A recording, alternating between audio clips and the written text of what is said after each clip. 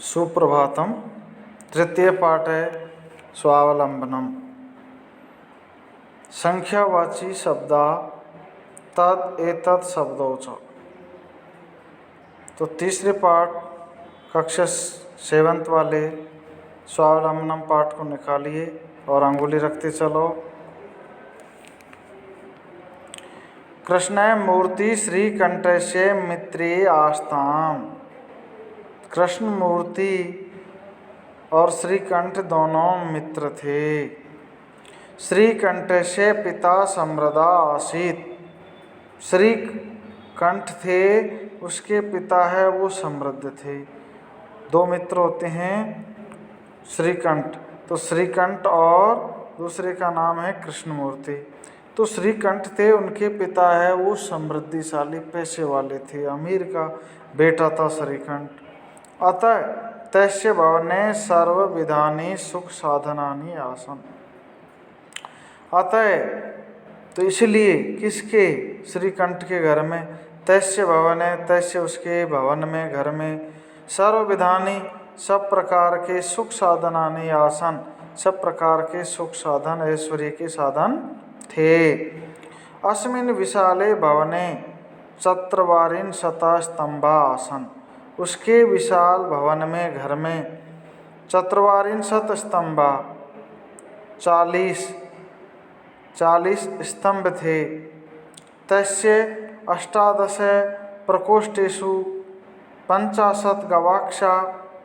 और उसके घर में 18 प्रकोष्ठ अर्थात 18 कमरे। 50 गवाक्षा, 50 गवाक्षा मानी खिड़कियाँ, अर्थात 50 खिड़कियाँ थी। चतुश्चत्वारिंशत् द्वाराणि, 44 द्वार थे, दरवाजे थे। षट् त्रिशंत 36 विद्युत व्यंजनानि च आसन्। 36 बिजली के पंखे थे। तत्र 10 सेवका निरंतरम कार्यम कुर्वन्ति समय। और 10 सेवक निरंतर उनकी सेवा में लगे हुए थे। किसके, श्रीकंठ के। अब भाई पैसे वाले के घर में तो आप देख रहे होंगे कि सब प्रकार की ऐश्वर्य सुख सुविधा आप देख रहे हैं कि 10 तो उसके घर में नौकर थे। हाँ, आप अंगुली रखते चलिए, समझने की कोशिश करें प्यारे बच्चों। 10 नौकर जिसके काम कर रहे हैं, वो काम क्यों करेगा, वो तो ऑर्डर ही देगा। परंतु आप सोचिए अपनी सेवका निरंतर कार्यम कुर्वन्ति, 10 सेवक उसके लगातार अर्थात निरंतर उनकी सेवा में संलग्न थे। परंतु आगे क्या होता है, परम कृष्ण मूर्ति माता पिता च निर्धनो कृषक दंपति। परंतु आगे देखिए, कृष्ण मूर्ति के माता पिता है वो कैसी थी, कृषक दंपति थी। अर्थात कृष्ण मूर्ति किसानों का बेटा था, किसान का।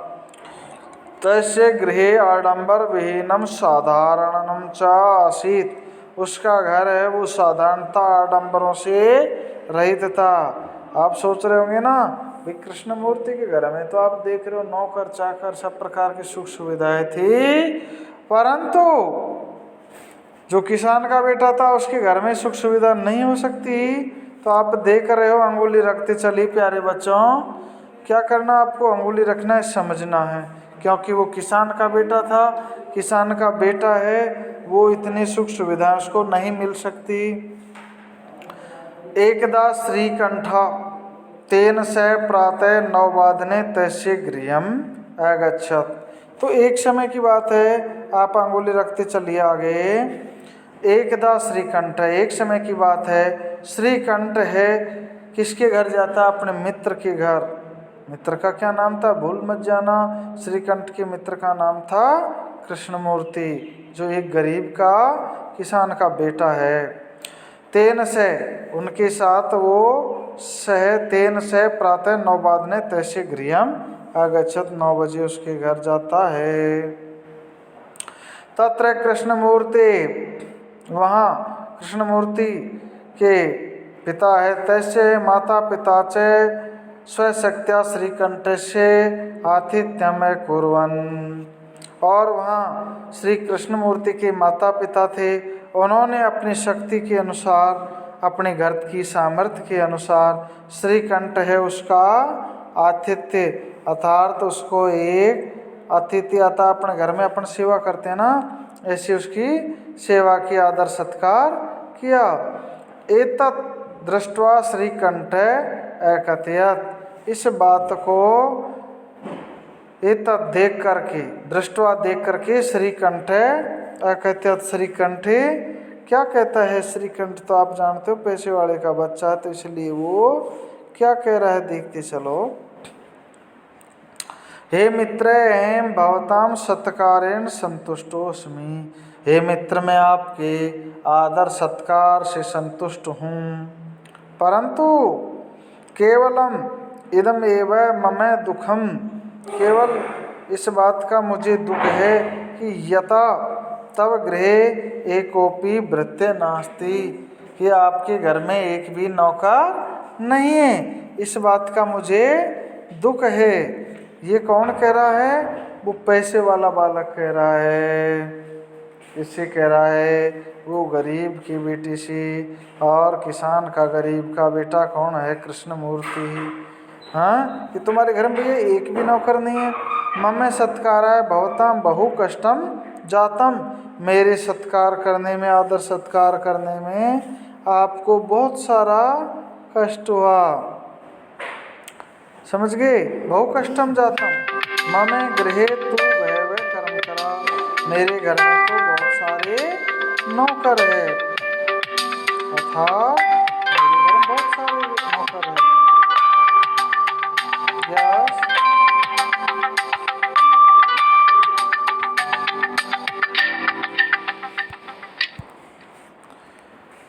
मम घरे तो भयवा कर्म करा, मेरे घर में तो बहुत सारे नौकर है, परंतु आपके घर में तो एक भी नौकर नहीं है। तदा कृष्णमूर्ति अवदत्, जब कृष्णमूर्ति उसका मित्र था, किसान का बेटा कृष्णमूर्ति बोला, हे मित्रे ममापि अष्टौ कर्म करा सन्ति, हे मित्र मेरे भी 8 कर्म कर है, कर्म करने वाले अर्थात 8 नौकर है मेरे भी। तेज है कि वो कौन कौन है देखते चलो, अंगुली रखिए। तेज है 2 पादौ 2 पैर, 2 हस्तौ 2 हाथ, 2 नेत्रे 2 नेत्र, 2 श्रोत्रे 2 कान, एते प्रतिक्षण में मम सहायका, ये प्रतिक्षण मेरे सहायक है। देखते चलिए आप, कि ये मेरे सहायक है। कौन? ये देखिए, एते प्रतिक्षण मम सहायका, ये प्रतिक्षण मेरी सहायता करने वाले होते, मेरे साथ रहते हैं। जो 8 नौकर है ना, और आपके 10 नौकर साथ थोड़े रहते हैं। किंतु तव भृत्या, तेरे नौकर सदैव सर्वत्र च उपस्थिता भवितुम न शक्नुवन्ति, परंतु आपके नौकर हमेशा आपके साथ उपस्थित नहीं रह सकते।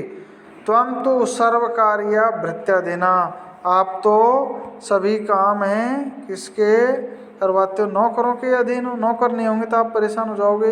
परंतु यदा यदा ते अनुपस्थिता तदा तदा त्वं कष्टम अनुभविष्यसि, जब जब वो अनुपस्थित रहते होंगे, नहीं आते होंगे, दूर रहते होंगे, तदा तदा तब तब आपको कष्ट होता होगा। स्वावलंबने तू सर्वदा सुखमेव, स्वावलंबन में ही हमेशा सुख है। न कदापि कष्टम भवति, न कभी भी कष्ट होता है। तो इसलिए हमको क्या करना चाहिए? स्वावलंबी बने, स्वयं का कार्य स्वयं करें। श्रीकंठ वदत्, श्रीकंठे बोला, हे मित्रे तव वचनानि श्रुत्वा मम मनसि महती प्रसन्ना जाता।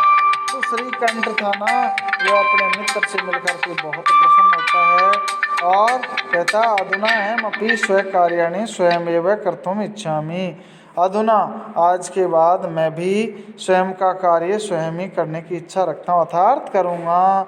भवतु स्वार्ध 12 वादनमिदं साम्प्रतं गृहं चलामि, कि भैया साढ़े कितने बज गए, 12:30 10:30 बज गए, शाम प्रथम गृहम चला में, अब हम घर चलते हैं।